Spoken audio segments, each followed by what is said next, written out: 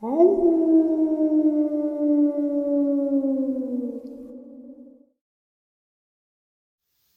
and salutations, everyone. I hope everyone is still doing well. Welcome to tonight's middle of the night bonus upload. Before we get into it, a couple links. As you all know, I rely on Patreon, PayPal, channel membership, and the merch to help the channel to continue to grow and go. Links to Patreon, PayPal, and channel membership is in the description below. Merch displayed directly under the video. Also, Dogman Frightening Encounters, Volume 1 through 3, the audiobook versions. They all were written and researched by Tom Lyons, narrated and produced by me, Jeff Nadolny. Those audiobooks are available on Audible, Amazon, and iTunes, links to which are also in the description as well. And finally, last but definitely not least, if you'd really like to help support this channel to continue to grow and go, simply subscribe. It doesn't cost you a cent. Click that like button, takes half a second. If you don't want to miss out on any of the informative uploads I put out daily, click that bell icon. And folks, please leave a comment. Why? Well, because all of these things, they really do help this channel to continue to grow and go. And yes, they definitely do matter. Now, everyone, I have taken far too much of your time. Let's jump in to tonight's middle of the night bonus upload, shall we? Today's first encounter. Around 25 years ago, I was living in Boston, Massachusetts. My friends and I would go to New Hampshire nearly every weekend, as one of our groups had a family member with a cabin near North Conway, the White Mountain area. I had made acquaintance with an older man and later became friends with him, as we all did. He lived a few miles down the road from us. To preface this a bit, he had served in Vietnam in combat. He was one of the brightest, most intelligent and intellectually engaging people I have ever met. An all-around good person, and a man's man, as the saying goes. If the trauma of service in wartime affected him, I never saw evidence of it. He has a laid-back, jovial demeanor, quick wit. His attitude was that every day was a very good day. I once asked how he stayed in such a positive, upbeat mood. I was then 20 years old, and like everyone that age, I had what I thought were real problems, and got into bad moods, etc.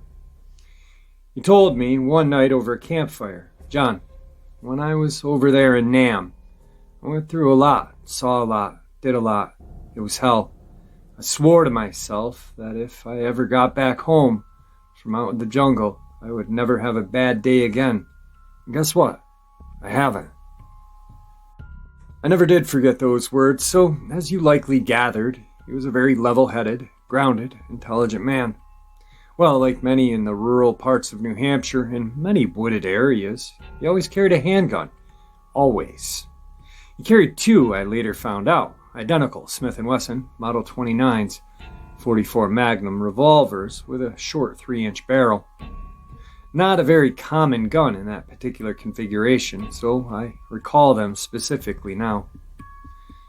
He loaded them with hand-loaded rounds. He cast his own bullets of mostly silver. Yeah, silver.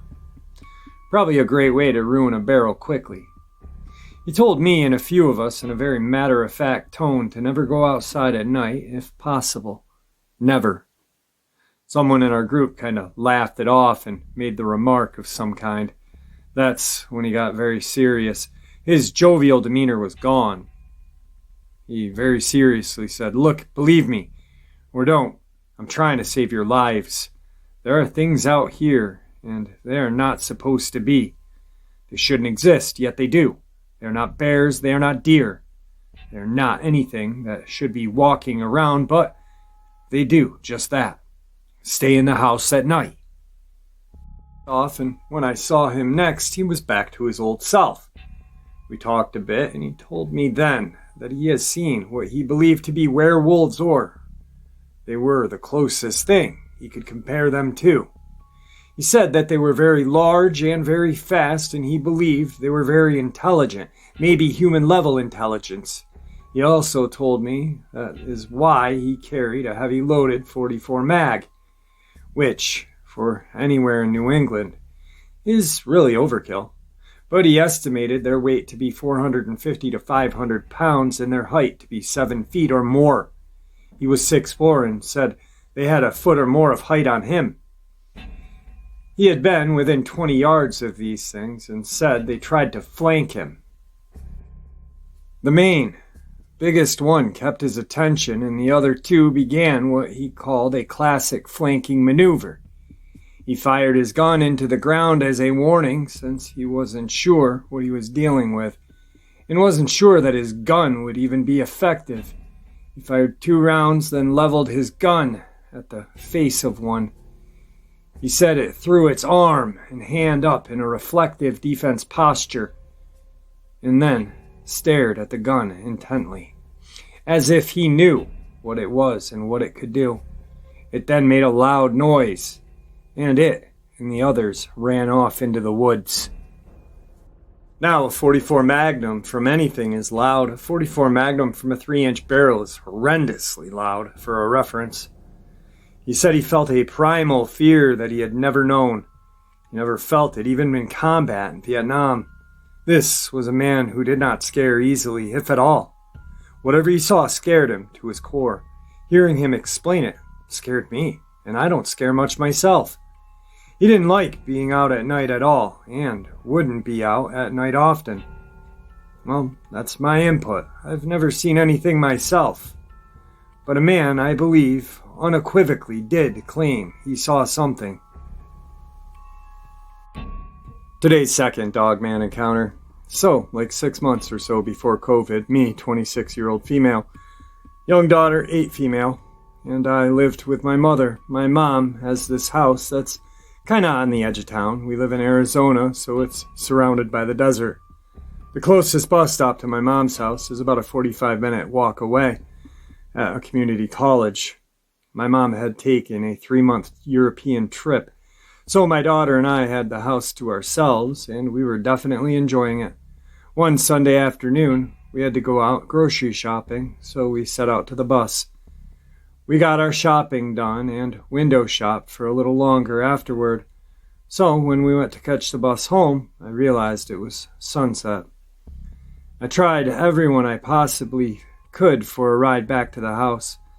I absolutely dread walking from that bus stop at night because after you get from the college, there are no streetlights. It's literally like pitch black aside from the occasional car headlights passing. That's all right, except my daughter is absolutely petrified of the dark, and there are often homeless camps in the desert nearby. I'm always nervous one of the people in those camps might try to grab me up or my daughter.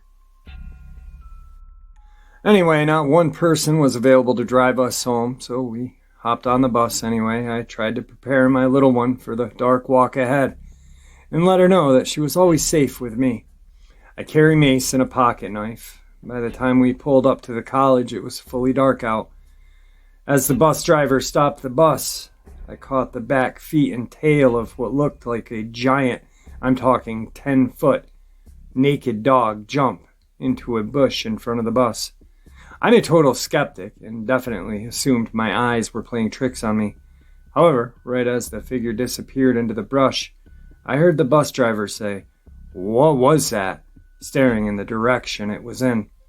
This was the most terrifying walk of my life as I held my little girl's hand speed walking, as much as she could handle, trying not to show her how afraid I was. I would not dare look back. As soon as I got back to the house, I turned all the lights on and locked the doors. I also checked every window and made sure they were locked.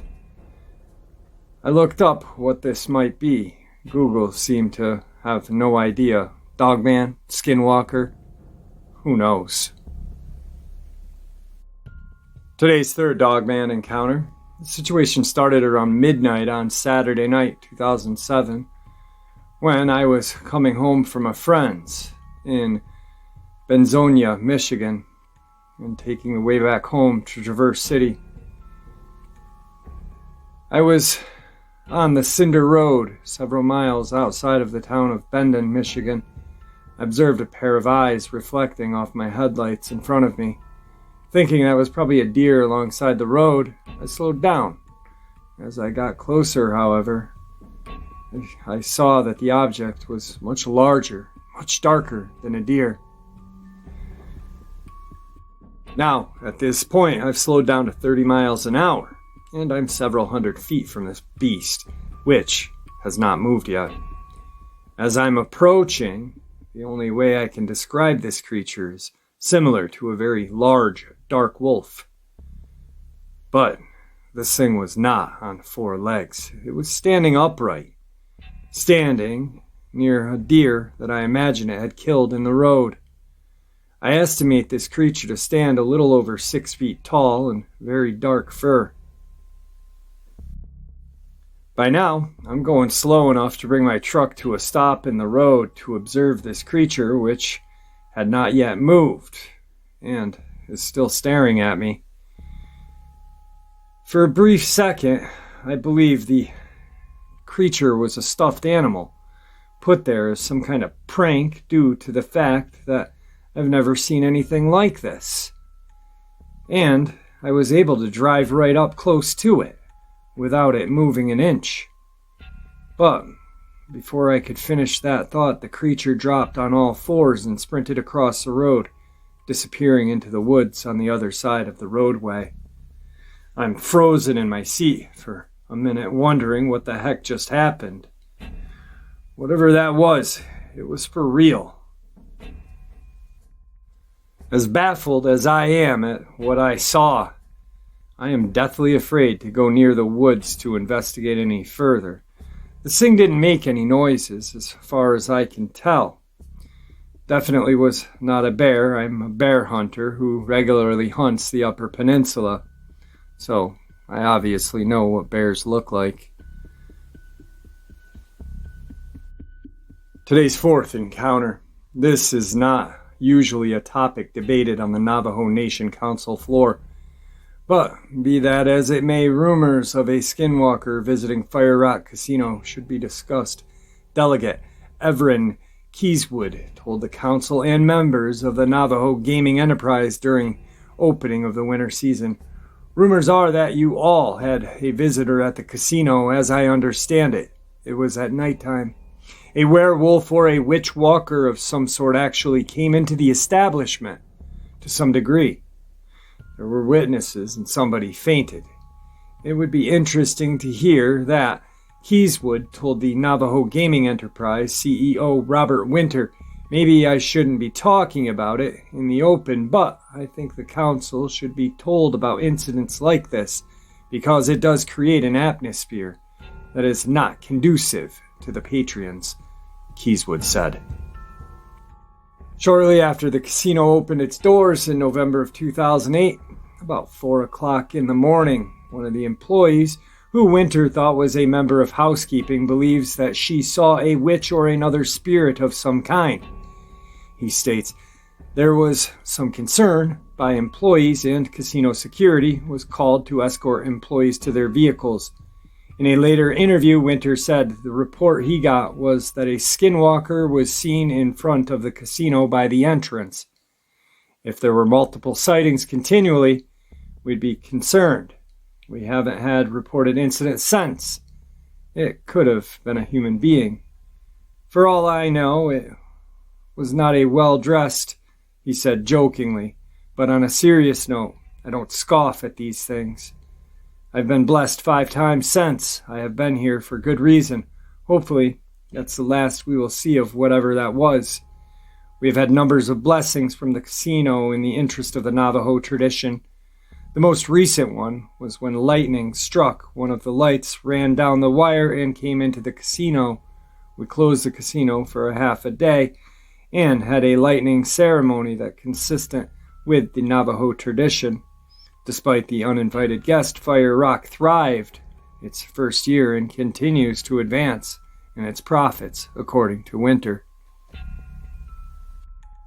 Today's 5th encounter. One night I sat at home alone, relaxing, watching TV. I suddenly heard a noise from out in the field through the open windows. This is a pretty normal occurrence, given that I own about 6 acres of empty dry dirt field that at the time had a lot of wild animals out and about. Like skunks, deer, raccoons, and such. But on this night, my cat jumps up onto the windowsill, puffed up, and backed themselves into the corner of the window to listen in alarm. This was not like them at all, as they're used to the various wild critters out there.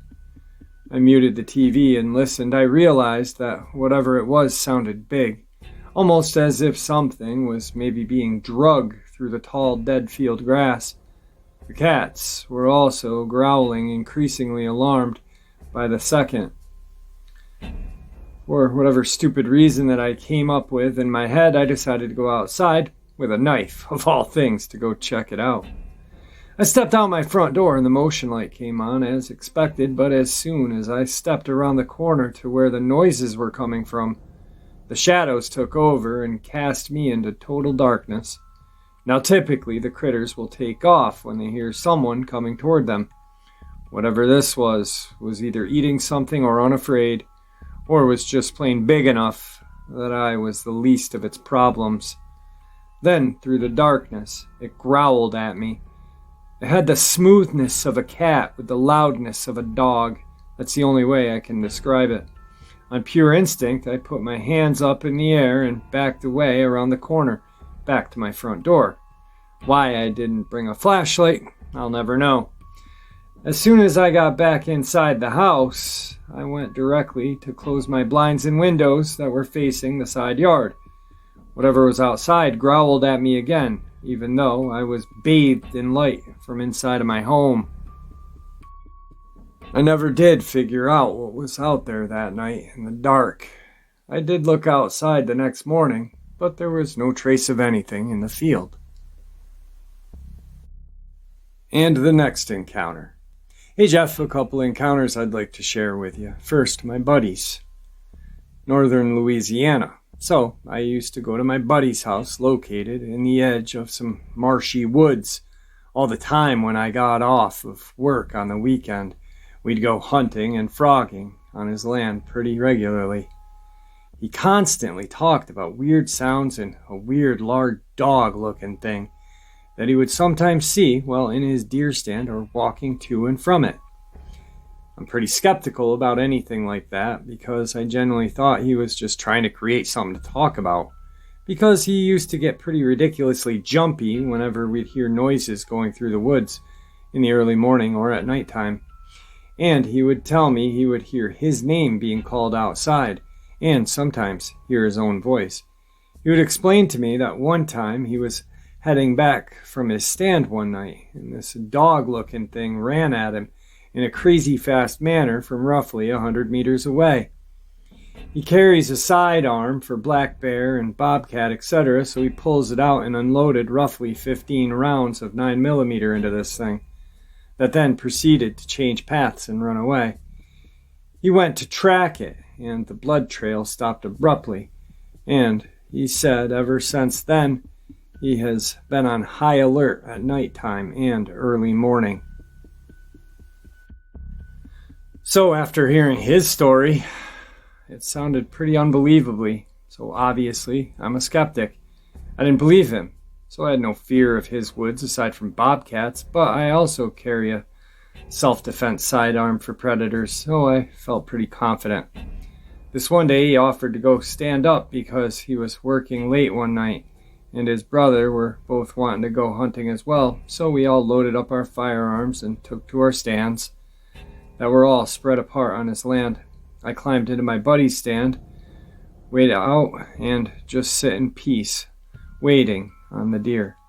As I'm sitting, time passes pretty normally, but around sunset it gets dead silent where I'm at.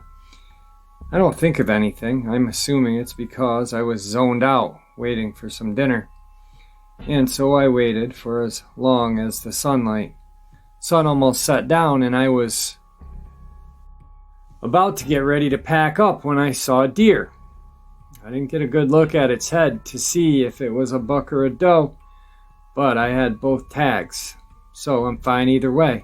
I raised my .30-06, sighted in its heart, and pulled the trigger. Well, I blinked and then I shot, and when I blinked, the deer was gone. I strapped up my rifle, climbed down, and my friend's brother calls to me and said they heard me shoot. and made it up to me to help me track the deer. We found blood, a good bit of it, and we started to track it. We tracked it roughly 100 to 200 meters, and then the trail literally vanished. No leaves rustling after, no blood, and no more broken sticks or disturbed foliage. We searched for the trail for a couple of hours until we all got dreadful feeling that something was watching us. I haven't really ever experienced this feeling like this, and I did not like it. Moment brother number 1 mentioned he felt uneasy, we all decided to admit defeat and walk back to the house. That was the last time I went hunting out there, because my buddy's family moved shortly after to a larger home. Now, I know, being from Louisiana, the rougarou comes up, but I assumed that was just Cajun folklore. Here's a bonus creepy Pennsylvania cryptid encounter. Before I begin the encounter, I'd like to provide some backstory. I live in PA, and during this particular encounter, I was at my aunt's. She has 3 kids at her house. It's about 3 to 5 miles down a remote dirt road off the highway through a rural area. She's approximately 25 minutes away from any store, 35 minutes away from the police. And before I start, understand that I do not usually believe in supernatural things. This was a couple of months ago. I was at my aunt's for a birthday party. I got there around 2 p.m. and by 7, I was ready to leave.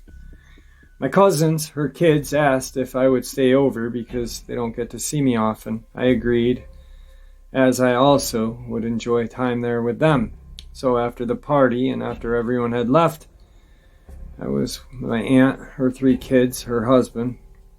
My aunt and uncle went to bed around 10 o'clock. I stayed up with my youngest cousin, who we'll call Amy. Amy and I were in the living room watching some Criminal Minds until about 11 p.m. She decided it was bedtime. I stayed up watching the show. Mind you, it's now pitch black outside. I'm in the middle of the woods. For this factor, they had motion-activated lights outside. As I watched television on the couch, which was against the window, I noticed that the light outside turned on. My heart is beating, seeing as I am in the middle of the woods and people should not be around the house. I looked out, and luckily, it was just a deer about 20 to 30 feet by the tree line. Since it was only a deer, I went back to watching the show. Of course, deer are cute. Nothing to worry about, right? 5 minutes passes by, and the light shuts off. I'm still watching Criminal Minds. I gather my blankets and pillows and get ready for bed as I was sleeping in the living room that night. As I'm settling the pillows on the couch and I lay the blanket down, a sudden, bright flash startled me. It's the motion-activated light outside of the living room window again. Before I even looked, I thought to myself, oh, it's got to be the deer again. However, I looked out reluctantly, but there was nothing there. At this point, it's 11:45, almost midnight, and I'm yawning. I go back to organizing my sleep space, and not even 30 seconds later, I hear something clank the window that I had just observed out of. Once again, I turn to check, and what just hit the window and what I saw I cannot rationally explain. Off the side by the tree in the yard was the deer again. However, it was not the same deer. It looked deformed and malnourished, stomach extremely sunken in, and barely any fat. On this animal, it stood there, looking straight at me. I felt like it was staring into my soul almost. This deer, if it could even be called a deer, made me feel extremely unsettled, and I did not feel safe. What I saw next made my stomach sink to my feet. The malnourished deer that made me feel such a foreboding and disturbing feeling contorted and ran off on 2 legs. 2. It went into the woods, out of my sight. By this time, I'm absolutely freaking out. My heart's racing, and I'm the only one awake. I immediately closed the curtains, ran to make sure the doors were locked, and sat away from the window, just trying to process what I had seen. No matter how much I thought about it, I could not rationalize what I saw. This deer, literally skin and bone, contorted, folded in ways that are not even capable for normal joint function, And the way it ran off on two legs, the way it stared at me before it all happened, I don't understand. Now, I didn't sleep at all that night. I ended up going into my aunt's room, telling her what I had seen. Of course, she didn't believe me and told me, "You're just tired, so you're seeing things. I can tell you with 100% certainty that I saw what you saw." After that night, I refused to stay at my aunt's anymore, and if we would go there for a party, we made sure we left before dusk. I have heard stories from other locals in the area when they were hunting. I remember one mentioning a tribe or a cult that lived in the area off the beaten path. Maybe it was one of them and I was just tired. Maybe not. All right, folks, I hope you all enjoyed this bonus as much as I enjoyed sharing it with you. Guys, thank you for supporting the channel. Your support is honestly what makes this channel special and what continues to make the channel grow and go. You guys honestly have been kind of like a brace for me as of late, with my dad being sick and in the hospital since November 20th. Not getting any better, just steadily getting worse. You guys have been amazing, supportive, amazing, and great, and I truly appreciate that. Honestly, I don't know. I don't have friends on the outside world. I have two daughters that I raise, and you guys have become friends and family, so thank you. I really am indebted to you all.